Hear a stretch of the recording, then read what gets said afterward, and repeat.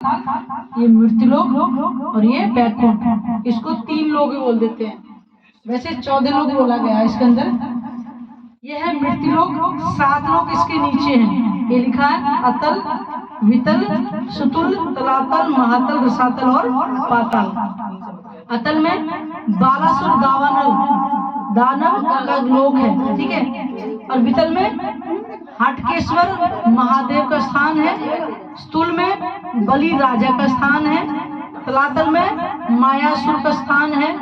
महातल में कद्रु से उत्पन्न नागलोक और रसातल में निवात, कवच आदि राक्षस रहते हैं। और पाताल में वासुकी नाग का लोक है, जो शेषशाही नारायण जिसको 1000 तन वाला कह के बन गया, ठीक है। यह है मृत्युलोक जहाँ अब हम इस समय बैठे हैं।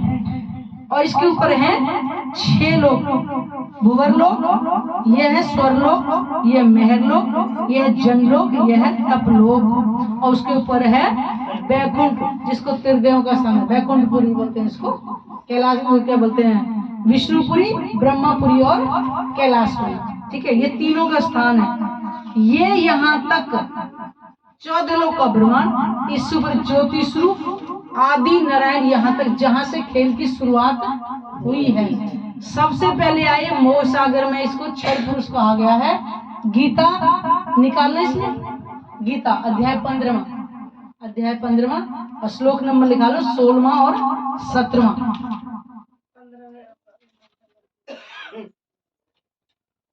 15वें अध्याय का श्लोक 16वां 17वां।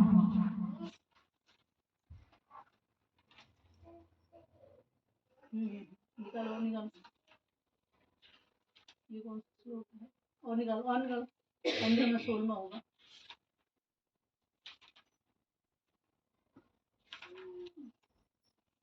अध्याय 17 हाँ एक ही है। इसमें है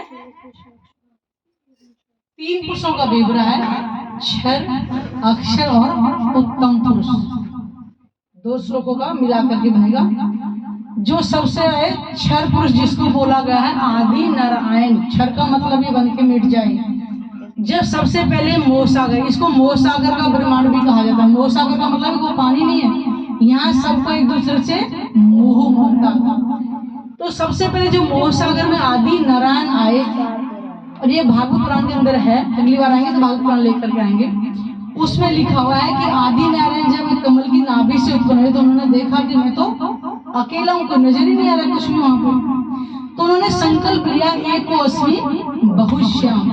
तब 3 गुण उत्पन्न हुए, ब्रह्मा, विष्णु और महेश।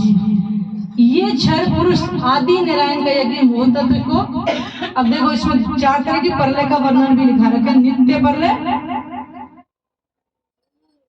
और नैमित्तिक परलय भी कहीं होगी इसमें।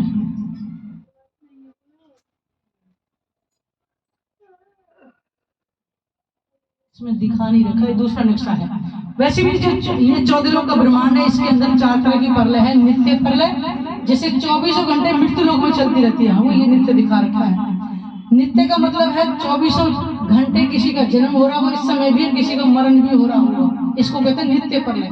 एक है नैमित्तिक परलय कि निश्चित है, हमें जो मिला हुआ समय 70, 80, 90 जिसका ये निश्चित है, एक दिन तो समाप्त हो गई। एक है प्राकृतिक परलय। प्राकृतिक परलय आएगी, यहाँ स्वर्ग तक आती है, यहाँ पर एक बदले इसमें दिखा नहीं रखा है, दूसरा नक्शा है। और एक आती है महाप्रलय। ये महाप्रलय में यहाँ से लेकर के और ये यहाँ तक ये सब कुछ समाप्त हो जाएगा। ये भागवत पुराण के 10वें स्कंद के अंदर लिखा हुआ, 12वें स्कंद 4वां अध्याय, कि महाप्रलय में 7 शून्य निराकार मंडल तक सब कुछ समाप्त हो जाएगा। तो बताइए फिर उसके बाद अब कहाँ जाएंगे? अब तो हमें चलो ये तन छूटे दूसरा मिल जाएगा, वो भी छूटेगा, मिलता रहेगा। लेकिन जब महाप्रलय होगी तो हम फिर कहाँ जाएंगे? और विचार करें कि संसार में जब हम आए थे उससे पहले, मतलब इस तन से पहले किसी से पूछा जाए कि तुम कौन हो, यहाँ का नाम बता दोगे, तुम्हारे घर कहाँ है, अपना घर का एड्रेस बता दोगे। अब यहाँ तन का तो बता दिया, ये बताओ कि शरीर और संसार छोड़ करके जाएंगे तब कहाँ का एड्रेस देके जाएंगे, तो किसी को पता ही नहीं। अब हम कह रहे हैं कि आज हमें यही बैठे बैठे को पता चल गया। अगर इस तन के अंदर हम पहचान कर लेते हैं तो हम इस निराकार मंडल को पार करके परम धाम के अंदर जो परमात्मा विराजन के चरणों में जीव हमारा खंड हो जाएगा। हमको इस महाप्रलय में कभी दोबारा वापस नहीं आना पड़ेगा। अब निश्चित पता चल गया इस ब्रह्मवाणी से त्रैगुण का फंद छुड़ाया, ब्रह्म ज्ञान की अखंड वाणी से त्रैगुण का फंद छुड़ाया। तो अब हम जन्म मरण से रहित हो सकते हैं जब हम परमात्मा की पहचान कर लेंगे।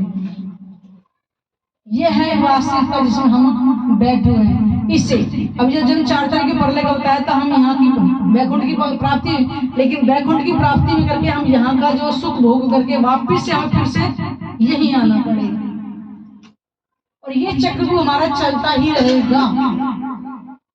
लेकिन अब की बार समाप्त करने के लिए परमात्मा अपना ज्ञान में स्वरूप लेकर के आए हैं। इससे पहले कोई भी भव से पार नहीं हुआ था, क्योंकि भव से पार करने वाले की पहचान नहीं थी किसी को, तो कैसे होते। इसलिए कहा है कि अपनी पहचान बता करके निज घर का रास्ता दिखाया। अब वो प्राणनाथ जी स्वयं अपने धाम की और अपने स्वरूप की पहचान लेकर के वो आए हैं। वेदों के अंदर लिखा हुआ है दिव्य ब्रह्मपुरी जहाँ पर वो रहते हैं। आदित्य वर्णन उनका स्वरूप है जिसको वर्णन इस मुख से नहीं कर सकते। इतनी सुंदरता है कि उनका स्वरूप है, एक पल भी, पल तो बहुत दूर पल झपकते, उनका श्रृंगार इतना नूरी बदलता बदलता दिखाई दे, तो उसका वर्णन कौन कर सकता है। सामर्थ्य नहीं संसार में किसी की।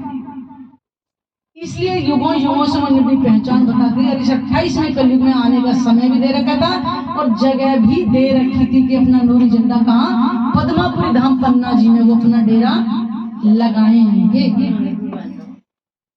और वहीं से बैठे बैठे प्राणनाथ जी की लीला इस धरती पर, क्योंकि अपनी आत्माओं को परम धाम के अंदर उन्होंने कहा था कि तुम तो सो जाओगी फरामोशी में, लेकिन मैं तुमको जागृत करने के लिए स्वयं आऊंगा।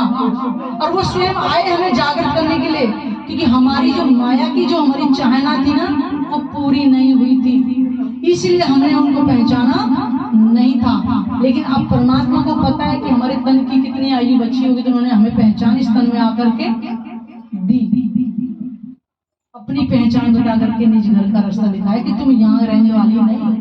और जैसे जैसे हमारे अंदर परम धाम का प्रेम आएगा, हमारी आत्म जागृति होगी, संसार की चीजें हमसे छूटती चली जाएंगी। वरना कोई साबुन नहीं संसार में जो छुड़ा दे कि एक बार दिया मैल छूट जाए, संसार का नहीं छूट सकता। जैसे जैसे परमात्मा को अपने हृदय में बसाते जाएंगे, यहाँ की जो चीजें जो मरे पड़े ना, यहाँ के मकानों को देख देख करके, गाड़ी बंगला को देख खुश हो रहे, बस यही चीज है, कुछ भी नहीं है। मरने के बाद में साथ क्या जाएगा, मकान भी यही रह जाना, गाड़ी भी यही रह जाए, जिसके लिए मरे जा रहे वो सब कुछ यही रह जाएगा, साथ में क्या जाएगा। जो परमात्मा का केवल हमने ध्यान किया है और जाएगा कुछ नहीं साथ में। ओशो ने बहुत अच्छा वो लगा कि जो तुमने कमाया है वो तुम्हारे साथ जाने वाला नहीं है, और जो साथ जाएगा वो तुमने भी कमाया ही नहीं है। इसलिए कहा कि पूत सपूत धन क्यों सींचे और पूत का पूत धन क्यों सींचे। कपूत होगा तो जितना मर्जी कमा के रख के चले जाना उसको भी। अब देखा हो ना, बहुत लोगों को जमीन का मुआवजा मिलता है ना, वो क्या करेंगे, गाड़ी खरीदेंगे, गाड़ी में घूमेंगे, दारू पियेंगे, उसको जब तक ठिकाने नहीं लगाएंगे चैन नहीं आएगा। ठीक है, कपूतों की पहचान। कह रहे सपूत क्या होगा, अपनी कमाई में सब कुछ कर लेगा। इसलिए कह रहे अपनी चिंता करो, फर्ज करो। ये नहीं कह बच्चों को छोड़ करके तुम कहीं चले जाओ, नहीं, फर्ज है वो करो, छोटे हैं उनको पढ़ाओ लिखाओ, बड़े करो, ब्याह शादी सब कुछ करो, लेकिन माया में इतने लिप्त हो कि कल को हमारा तन छूट जाए तो हमारे हाथ में कुछ भी ना लगे। इसलिए माया में रह करके अपने लिए कुछ कमाई इकट्ठी करनी है, और वो क्या जाएगा, ज्ञान ध्यान, और कुछ साथ जाने वाला नहीं।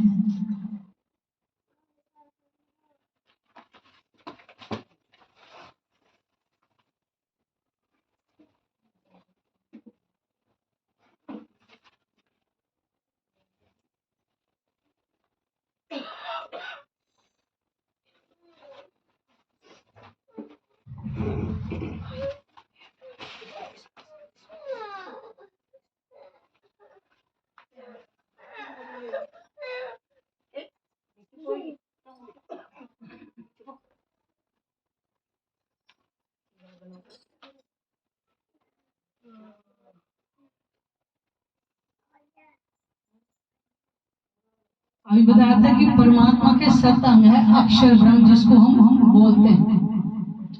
अक्षर ब्रह्म अपने आप को सपने में क्या समझ रहे हैं? आदि नारायण समझ रहे हैं। जैसे हम, मेरा नाम वैसे यहाँ पे बबली है, किसी और जाए कुछ और नाम पड़ जाए, लेकिन जब जागृत होंगे तो बबली ही रहेगा।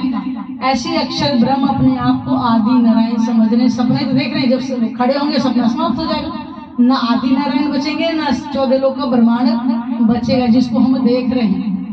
ऐसे ही अक्षर ब्रह्म का मन का चतुष्पाद अव्याकृत ब्रह्म, यानी मन का सूर्य, उनके मन में तो चल रहा है कि मैं इसका आदि नारायण हूँ, और मन के संकल्प से ही सारा ब्रह्मांड ये दिखाई दे रहा है। देखिए सब कुछ यहाँ पर, जितने भी देवी देवता हूँ सब यहाँ पर जे मन के स्वरूप में इनको दिखाई दे रहे हैं। एक अश्मी बहुश्याम, एक संकल्प लिया मैं एक से अनेक हो जाऊं, 3 गुणों बताए, वहां से कितनी देवी देवताओं का प्रकटन हो गया। देखो ये विष्णु लोग नित्य वैकुंठ जो बोले श्वेत द्वीप में, यानी कि श्वेत द्वीप कहाँ है? अव्याकृत ब्रह्म के अंदर श्वेत द्वीप है। तभी तो कहा था जो वेद थे उन्होंने क्या कहा था, ये जो इस निधिवन में जो लीला हुई थी, रास लीला जो हुई थी, इस अव्याकृत ब्रह्म के अंदर श्वेत द्वीप में से परछाई पड़ी, यानी कि शीशे में जैसे छत है ये ईंट पत्थर की, अगर शीशे की हो तो हमें ऊपर का समान दिखाई देगा ना। ऐसे ही महाराज जहाँ हो रही है योग माया के ब्रह्मांड में, वहां से उनको प्रतिबिंब दिखाई दिया। तो वहां पे वेद जो चेतन थे उन्होंने कहा कि हमें भी ये लीला देखनी है। उन वेदों की इच्छा पूरी करने के लिए, और जो कुमारी का सखी जो गोपियों के साथ खेलती थी ना, वर मांगा था कि हमारे साथ वो लीला करो, उनकी इच्छा करने के लिए इस निधिवन में खेली गई थी। उन्होंने संकल्प लिया था यहाँ पर। कोई भी भागवतकार इसका भेद नहीं बता सकता कि यहाँ निधिवन में कौन सी रास हुई थी, और जो उसमें अब क्या बोलते हैं योग माया के ब्रह्मांड में वहाँ कौन सी लीला, जबकि रास 2 का वर्णन है। अगली बार भागवत पुराण लेके आएंगे तो आपको उसका भी प्रमाण आपको दिखाएंगे।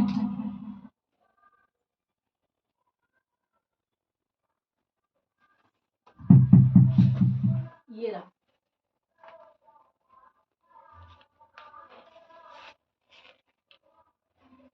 यह है सबलिक ब्रह्म, अव्याकृत ब्रह्म मन का स्वरूप, सबलिक ब्रह्म चित्त का स्वरूप, और केवल ब्रह्म बुद्धि का, और शत्रु यानी अहंकार भी मैं हूँ। तो इस सबलिक ब्रह्म के अंदर जो उनके केवल ब्रह्म में खेली गई थी, उस रास को अखंड किया गया था इस जगह। ये देखो ये रास जहाँ चल रही है, और आज भी ये लीला ज्यों के त्यों अखंड है, कभी भी नहीं मिटेगी। वहां पे चीज बन जाती है नहीं, लेकिन मिटती नहीं है। लेकिन परम धाम के अंदर ना जो चीज बनती है ना मिटती है। तो ये यहाँ पर केवल ब्रह्म में ये लीला महाराज की जो हुई थी, जो आत्मा और परमात्मा की थी केवल, और वो आज भी शाश्वत लिखा है ना उसके अंदर। इसमें लिखा है 15वां अध्याय और पहला ही श्लोक है, एक शाश्वत वृक्ष है, उसकी हमें पहचान करनी है कि वो कहाँ होता है। वृक्ष क्या कर रहा है? वास्तव में वो योग माया का ब्रह्मांड है जो अखंड है और अविनाशी है, जहाँ पर ये आज भी जो कहते हो ये महाराज आत्मा परमात्मा की आज भी जो कहते हो उनके जीवों को अखंड मोक्ष मिला। यहाँ पे जो गोपियों के रूप में आत्माएं वृक्ष के अंदर आई थी, और जो ग्वाल वाले खेल थे उनको भी अखंड हो चुके हैं उनके जीव भी वहां पर। किसी करके भागवतकार पास है इनका भेद बता ही नहीं सकते, क्योंकि ये ब्रह्मवाणी ही बताने के लिए आई। तभी परमात्मा के धाम के स्वरूप क्या थे जिनको पहचान नहीं थी, आज यही बैठे बैठे दर्शन कर सकते हैं। और भागवत में सब कुछ लिखा हुआ है। गोपियां दौड़ता रही है लेकिन उनके पति नहीं पकड़ पा रहे। अब देखा जाए ताजुब का देखो, महिला दौड़ रही है उनके पति नहीं पकड़ पा रही, कहाँ गई? ढूंढने भी नहीं गई। और एक तरफ कह रहे कि रात जो देखा तो सो रही है, यानी कि जो पहली लीला थी उसके बाद महाराष्ट्र में जो योग वहां पहुंची थी आत्माएं, इस संसार का प्रलय हो गया था, इसलिए किसी को पता ही नहीं चला था। आत्मा महाराष्ट्र के परम धाम चली गई थी। उन्होंने कहा फिर से कहा कि वो आपने का पूरा खेल दिखाएंगे, पूरा खेल दिखाया। फिर उमेदा नाइया पूरा धाक मन में रही। उनकी इच्छा पूरी करने के लिए फिर से ब्रह्मांड ज्यों के त्यों खड़ा कर दिया। आत्माओं के जीव तो अखंड हो चुके वहां पे मिले, लेकिन फिर से दोबारा नया ब्रह्मांड बनाया और फिर से बाजी सुनाई दे रही है। तो संसार के लोग क्या सोच रहे हैं? अभी वही रास चल रही है, लेकिन अब की बार रास इस निधिवन में हो रही है। वो तो अखंड हो चुकी योग माया ब्रह्मांड में था। अब आई है गौलोक की शक्ति यहाँ पर, और वेद ऋषि जिन्होंने वर मांगा था कुमार के सखी ने, और वेदों ने जहाँ इस पिछले नक्शे में बताया था कि उन्होंने हमें कहा था कि हमें भी वो रास का खेल दिखाओ। ये है वो जगह।